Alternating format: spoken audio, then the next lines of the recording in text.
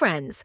This is another episode of the program Empire of Lies, in which we discuss manipulation and disinformation in the Russian media.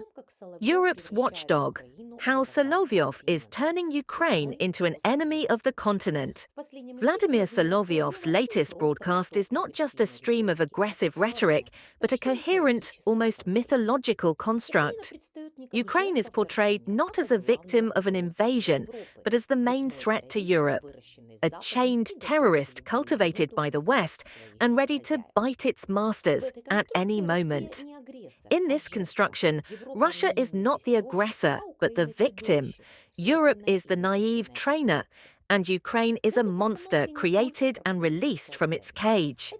This setup isn't just a propaganda exercise, it's an ideological mobilization against the very idea of European solidarity.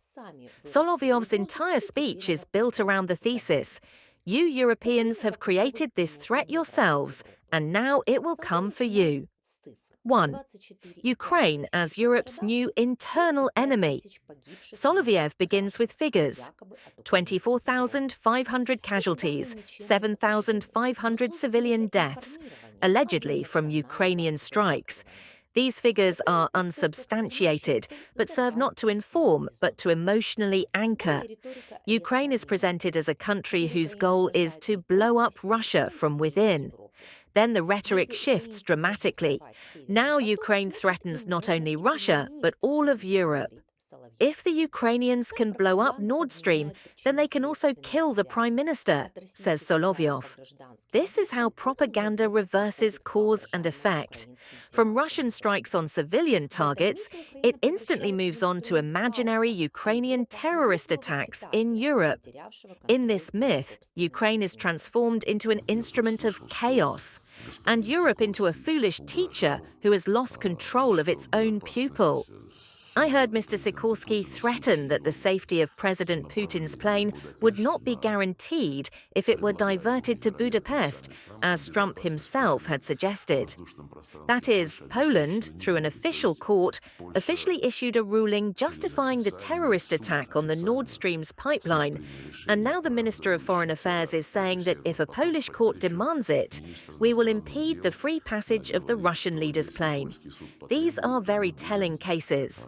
So the question is, why are they trying to blame Russia for this? But if Ukrainians were granted leniency to commit terrorist attacks, and at these oil refineries, it must be understood, there is Russian involvement, then within 24 hours, serious incidents occurred at 2 refineries. On Monday night, a fire broke out at the Mau refinery in Zahalombat, Hungary, and several hours earlier, an explosion rocked the Petrotel Lukoil refinery in Romania.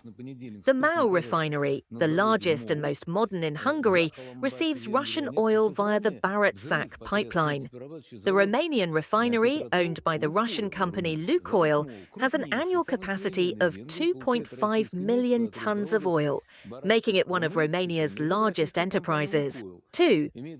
The watchdog metaphor. The key image in the broadcast is a dog that has smelled blood and no longer obeys its masters. This is how Solovyov describes the Ukrainian state. They have raised a watchdog terrorist who will now bite those who fed him, he explains, alluding to Estonia, Poland, and other EU countries. This isn't just a metaphor, it's an attempt to create an emotional bridge of fear between Ukraine and Europe. If Kiev demands weapons today, then tomorrow, if it doesn't receive them, it will go to Brussels with a sabotage and reconnaissance group. Oh, you won't give us money? Then we're coming to you. Solovyov quotes Zelensky as saying, "This tactic serves 2 functions. First, it delegitimizes Ukrainian requests for support, turning them into a threat. Secondly, it blurs the moral distinction between aggressor and victim. Now the dangerous is not the one who attacked, but the one who defends himself." 3. Substitution of fear and cynicism. All this rhetoric serves to subvert meaning, from sympathy to fear, from rationality to mistrust. According to Solovyov, Europe is to blame for everything. It gave Ukraine weapons, raised a monster, now reaping the fruits. Then comes the usual transition, accusations against the West as an economic cycle. Ursula von der Leyen and Kaja Kallas have already set their sights on the money allocated to Ukraine, the presenter says. His thesis: Europe doesn't fight out of principle, it invests in the military-industrial complex for profit. Thus, any moral position the West holds is devalued. Aid to Ukraine isn't an act of solidarity, but a business venture. Resisting aggression isn't a defense of rights, but a scheme for mastering billions. 4. Preparing for after peace. The main goal of this narrative isn't to justify Russia, but to shift the focus from the war to the threat to peace. While the West discusses a possible Putin-Trump summit in Budapest, Solovyov paints an alternative picture. Russia is constructive. The US is ready for dialogue. Europe is an obstacle. Ukraine is a destroyer.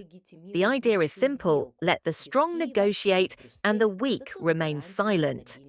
This is how propaganda legitimizes the future deal without Kyiv or Brussels, but with a guarantee of stability from Moscow.